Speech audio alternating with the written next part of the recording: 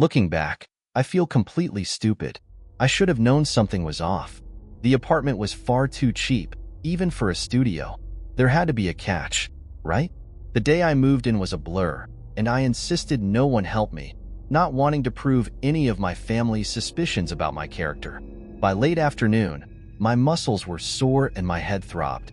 I collapsed on my bare mattress, staring up at the ceiling fan with glazed eyes, trying to ignore the discomfort. The damp strands of hair stuck to my forehead, and I winced in disgust. Just as I was starting to get comfortable, there was a knock at the door, making me jump. I cursed under my breath, pushing myself up on my elbows. Two girls were peeking around the doorframe. Foolishly, I had left it wide open, forgetting the old college rule. Only leave your door open if you want to make new friends. And honestly, I wasn't in the mood for new friends. One of the girls, an Asian girl with choppy black hair, was grinning at me. The other stood a bit further back, fingering a pack of Marlboro Reds. "Hey," she said, her voice smooth and raspy. "Did you just move in?" I laid back down, rubbing my face with both hands, choosing not to bother with the pleasantries. "Yeah, about 5 seconds ago." The girls walked in, clearly ignoring my very clear body language. The girl with the black hair ran her fingers along the edge of my desk and picked up a little ceramic duck from an unpacked box of trinkets. "Grandma," I explained, feeling strangely defensive. "Cute," she replied, holding it up to her face. The other girl suddenly asked, "Has anyone told you yet?" I blinked at the two strangers, incredulously. I hadn't even had time to put toilet paper in my bathroom, and here they were, touching my stuff and talking about me like I wasn't there. Honestly, I just wanted to take a nap. "My name's Arden," I said. The girl with the red braids, Gianna, sat down next to me on the bed. "Did they tell you?" she asked. "Tell me what?" "Oh, of course they didn't," she replied with a strange smile. "The rules." I blinked again, my face blank. I didn't know anything about any rules beyond the usual renting ones. I had signed the lease after skimming through it. The landlord was a skinny woman who smelled of ashes, and I was pretty sure she hadn't ever learned how to smile. I wasn't about to ask any follow-up questions, especially when the rent was so cheap. The other girl laughed nervously. "Where did you move here from?" I ignored her, my attention focused on what she was saying next. "What rules?" I asked. Gianna bounced slightly on the mattress, a wicked smile on her face. "Something happens here every night," she said, her voice taking on a camp counselor tone, like she was telling a scary story around a bonfire. "Someone walks down the street," she continued, "right down there, pointing to my window, and they scream for help for about an hour. But we're not supposed to help them." I stared at her, feeling a chill run up my spine. I didn't know what to make of it. It sounded crazy. They couldn't be serious, could they? It was probably a prank, some kind of initiation, maybe even a hazing. This neighborhood wasn't great, but it couldn't be that bad, could it? "It happens at different times every night," the other girl added softly. "We never know when it's coming." "Why?" I asked. She shrugged, almost sadly. "We don't know why." "I don't believe you," I scoffed, leaning my elbows against my knees. The girl shrugged again. "You don't have to. You'll see for yourself." The look in her eyes made me want to believe her, but I couldn't begin to fathom that what they were saying was true. It was too strange, too outlandish. I wasn't sure what to think, but I was sure I wasn't about to fall for whatever they were trying to pull. "We'll come back later," Gianna said matter-of-factly. "We'll show you." Before I could protest, she grabbed the other girl by the wrist, and they were gone. I followed them to the door, watching as they marched down the hall, talking quietly to each other. I closed my door behind them, feeling a strange sense of hesitation creeping up my spine. Later that night, as promised, they came back. This time, they had two boys with them. One was somewhat muscular, wearing a tight black t-shirt and baggy jeans. My eyes immediately caught sight of a silver, heart-shaped locket hanging around his neck. He smiled at me and introduced himself as Will. As he walked in, I noticed the other boy was smaller, chubbier, and nervous-looking, wearing a buzz cut and ill-fitting cargo shorts. His name was Mateo, they told me. Gianna came in next, holding a bottle of wine, and the same slightly crumpled box of cigarettes. The other girl, the one I still didn't know the name of, was the only one who seemed even somewhat apologetic. They all plopped down on the dusty floor by the window and motioned for me to join them. Hesitantly, I sat between Will and the nameless girl, unsure of how to feel. I couldn't tell whether I should continue feeling violated or if I should just give in to my strange, pushy neighbors. "Do you all live in this building?" I asked, hesitantly accepting the wine when it was passed to me. "Yeah," Will answered with a grin, though it seemed a bit half-hearted. "This building is where all the young people live. It's where they put us." Gianna cut in, lighting a cigarette. "We've all been sorted out." "Forgive her," Will said, chuckling. "She's a bit of a conspiracy theorist." "It's not a theory," she snapped, glaring at him. "Look at the other buildings around here. The ones next door? They're all middle-aged people with kids, but no grandkids.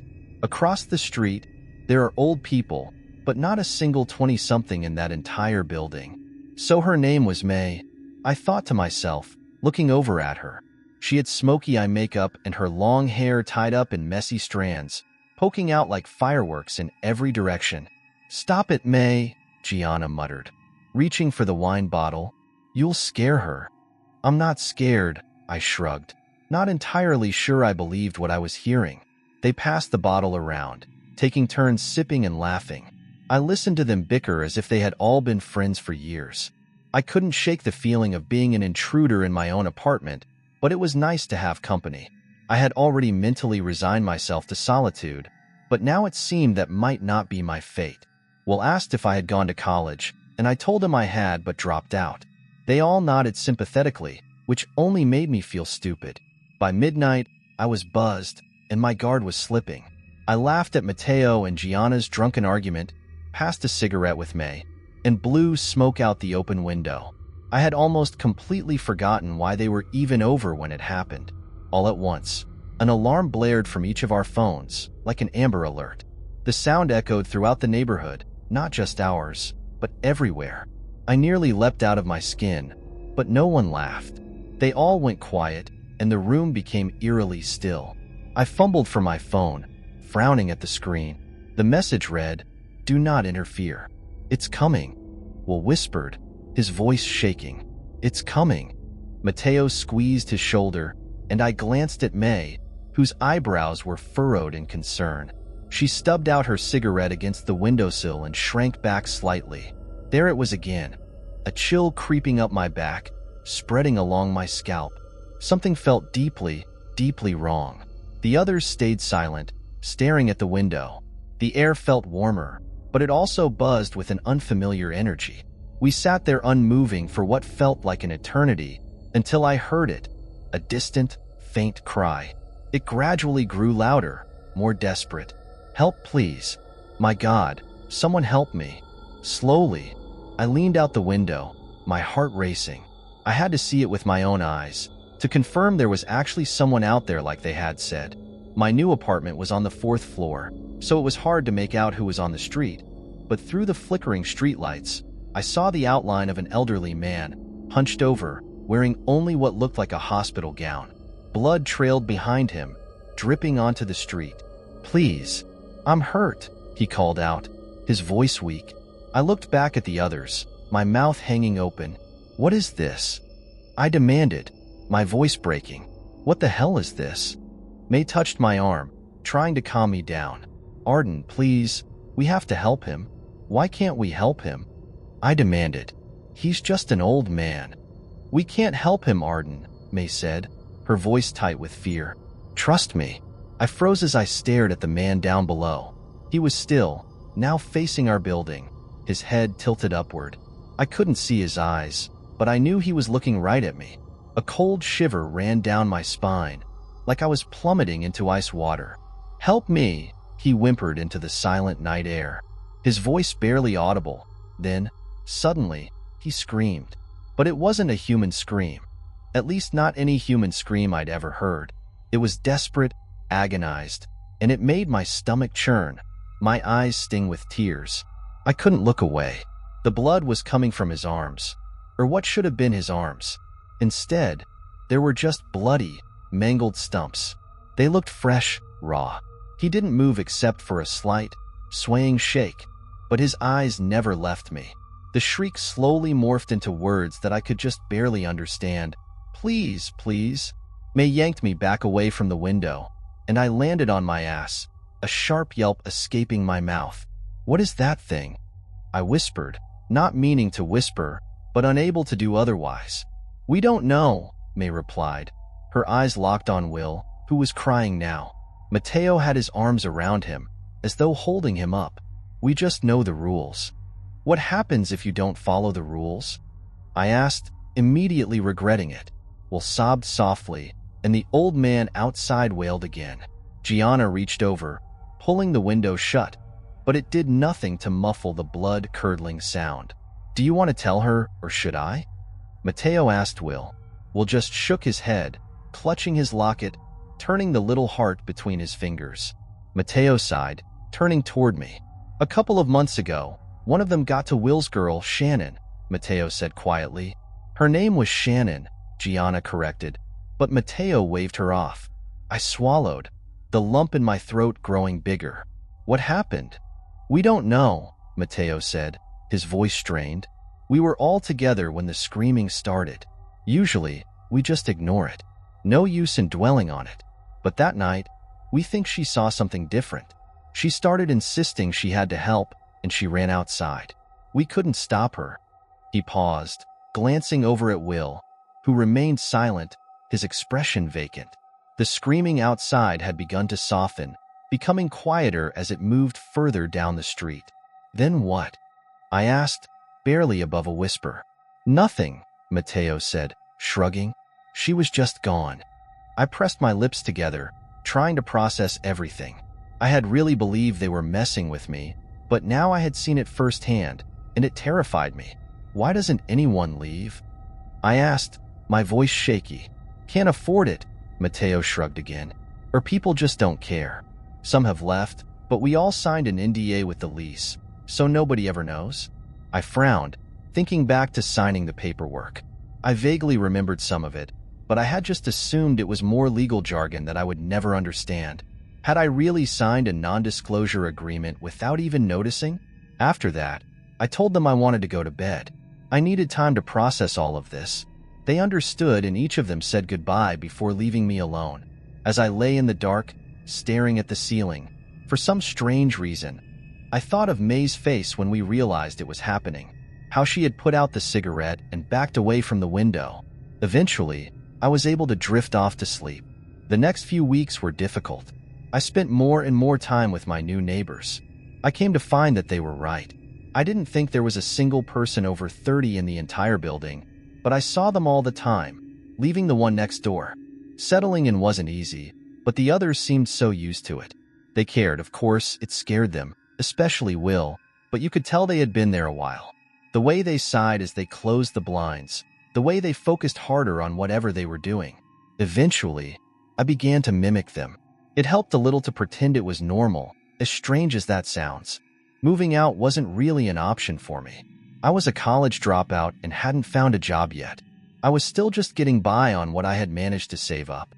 Every night, it was someone different. Some were more human, some seemed less so. Some were drenched in blood, their clothes ripped and strange. But the worst were the children. They would run like injured chickens, screeching and banging on doors, begging for help. Sometimes they would try different things, saying different things like, "They're coming," or "I don't want to die," or even, "I'm sorry." There were a lot of children. One night, while I was half awake when the alarm went off. It wasn't the usual one on our phones. This one was blaring, only somewhat muffled by my window. My apartment glowed with flashing red lights from outside. I didn't even look. I was too scared of what I might see. I just covered my head with my pillow and tried to fall back asleep. In time, I came to learn all the theories, especially from Gianna. She thought we had all been chosen, predetermined to live here for some sick little government game. She even thought there were people betting on the different buildings, placing money on who would interfere the least. "See that?" she said to me one day in the hallway as she returned from a coffee run, gesturing toward cameras. "They're everywhere." I wasn't sure if I believed her. I spent a lot of time with May. Mostly, we smoked on the front steps and people watched. It was strange, seeing what, at night, was such a sinister and gruesome neighborhood. But during the day, it was bright and lively. We didn't talk much about the rules, so I didn't either. We didn't talk much in general, but I found that I was beginning to enjoy the quiet company. Just when I was starting to feel comfortable, that's when it happened. It started with a birthday cake. "Happy birthday!" Gianna yelled as May walked through the door. Matteo blew into his plastic party horn. The paper inflated and smacked Will on the side of the head. May's hand flew to her chest. "Jesus Christ, you know I hate surprises." Gianna laughed and walked over to her, holding a chocolate cake that was haphazardly adorned with sprinkles and bright pink icing that read, "Happy Birthday, May" in the center. 24. She set down the cake on the dresser and threw her arm around May's neck. "How does it feel?" "Awful," May deadpanned. "That's the spirit," Gianna teased. "Enough of this," Matteo interrupted, weaving between them. "Let's eat some cake and go. There's no time to waste." I had learned that their tradition was to bar hop for birthdays. They told me there was no curfew here, despite the rules, just a recommended time to be home, which was 10:30 p.m. usually. They said they got home before the alarm went off, or they'd spend the night elsewhere.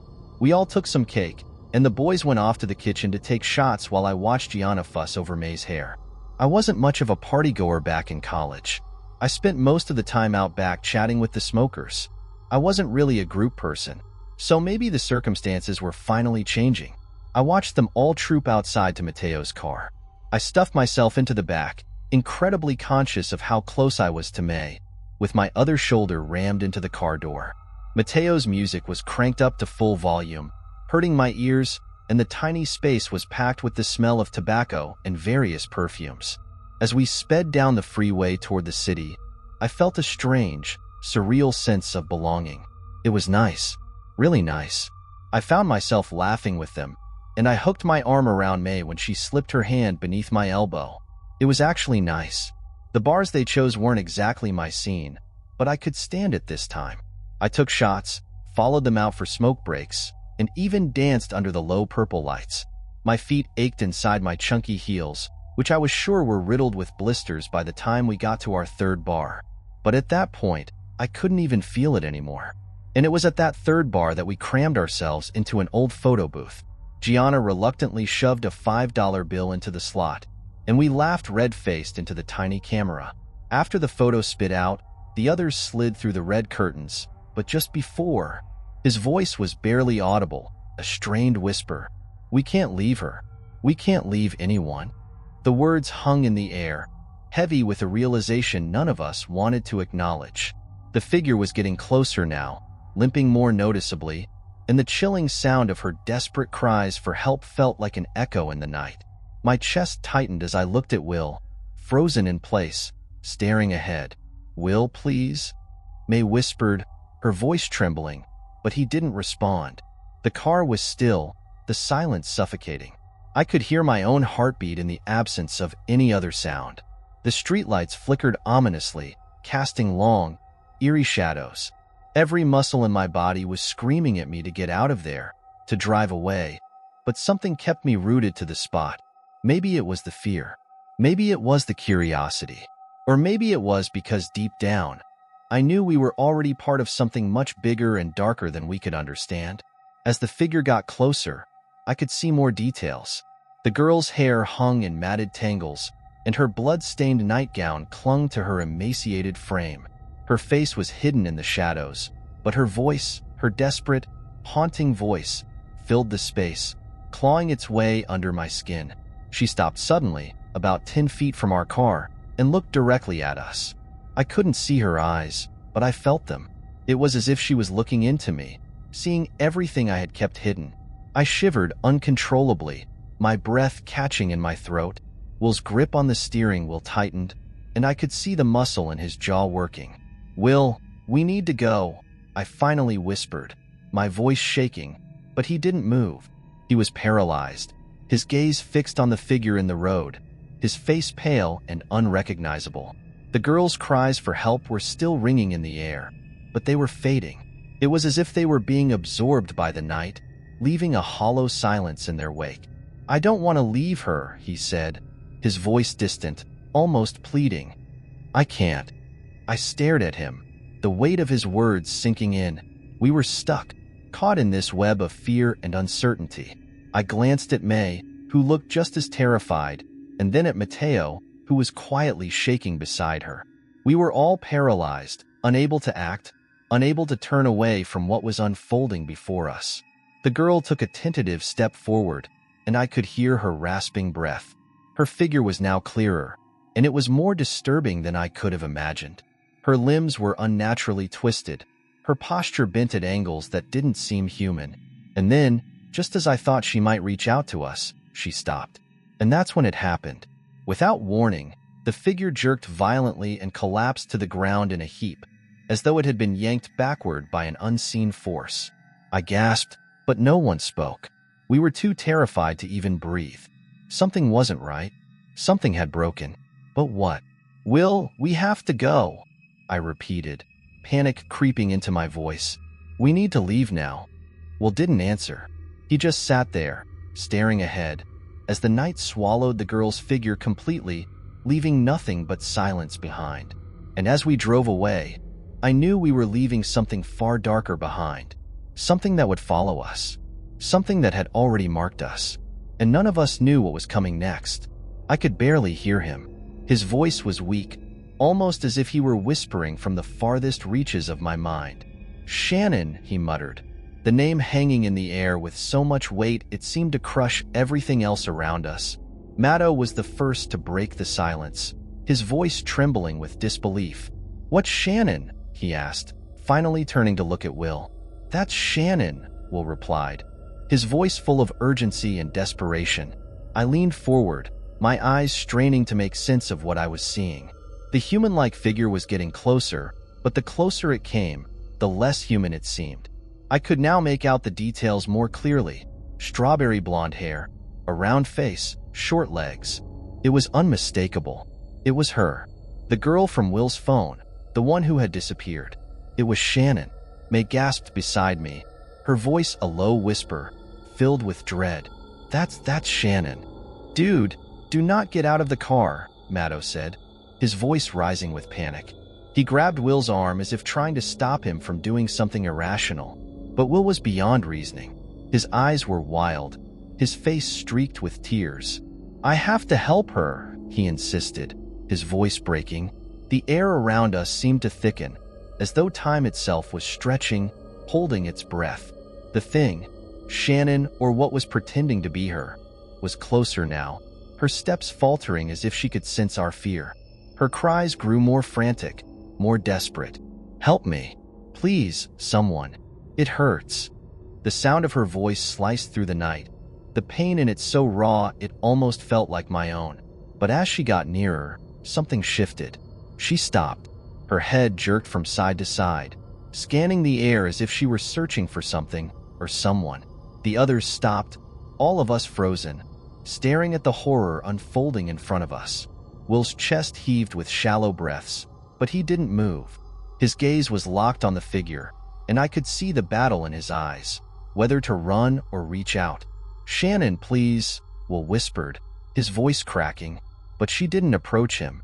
Instead, she lifted her arms in front of her, shielding herself from an invisible threat. Her head twisted in strange, unnatural movements, her eyes wide and empty, blood oozing from where her eyes should have been. Her mouth hung open, but there were no words, just incoherent, desperate moans. I was paralyzed, my heart racing in my chest. The silence in the car was suffocating, broken only by the horrid cries. Will, shaking, managed to rip his arm free from Matto's grip. He reached for the door, fumbling with the handle. Before anyone could stop him, he swung it open and stumbled out into the street. Will, no? I screamed, but it was too late. He hit the pavement with a sickening thud, his body crumpling with a soft crunch. The figure, the thing that wasn't Shannon, turned its head to him. The air around us seemed to crackle with tension. It screamed, the sound a horrible, inhuman shriek. But instead of charging at Will, it took a step back, as if repelled by some invisible force. We watched in horror as the streetlights around us flickered, turning red, casting everything in an eerie, unnatural glow. The screeching alarm blared in our ears, drowning out all other sounds. Matto slammed the car into gear, the tires screeching as he floored it, pulling away from the nightmare. We sped down the street, Gianna pleading with Matto to turn around, her voice high-pitched and frantic. May was crying silently beside me, her hands gripping mine tightly. I sat in stunned silence, unable to process what had just happened. As we drove, I glanced over my shoulder, unable to resist the pull of curiosity. I saw the flash of headlights behind us, a van rounding the corner. But when I turned back to the front, the van was gone. There was nothing left but the unsettling silence of the night. A week or two passed, and none of us have spoken much since that night. We tried to report what happened, but as you can imagine, nothing came of it. The police didn't believe us, and frankly, I'm not sure I believed it either. But whatever this is, it's bigger than we can understand. It's beyond anything I could have imagined. I'm planning to move back in with my parents next week. I know they'll be upset, but I can't stay here anymore. The neighborhood, the building, everything. It's suffocating. But the worst part is, I don't know if what we saw that night was really Shannon or something else. And I don't know which one is worse. The worst part? Last night, I heard Will's voice outside my window, crying, pleading for help. I didn't interfere. I don't think I can anymore. As the final echoes of Will's voice faded into the night, a chilling thought gripped my heart. What if none of us had ever been meant to escape this nightmare? Was it truly Shannon we saw that night? Or something far darker? And more importantly, who is truly behind it all? Is this some twisted game, an experiment, or something even more sinister? As I sit here, typing this, I'm left to wonder. Who else is watching, and when will it all come crashing down? Was it really a coincidence that all of us ended up here? How much of this nightmare is real, and how much is being manipulated? If you had the chance to leave, would you? Or would you risk everything to help? What would you do if you found yourself in a situation where the line between reality and nightmare is blurred beyond recognition? I'm no longer sure if I can trust what I see, what I hear, or even what's real. So, here's the question. What would you do if you were me? Would you run, stay hidden, or face the horror head-on?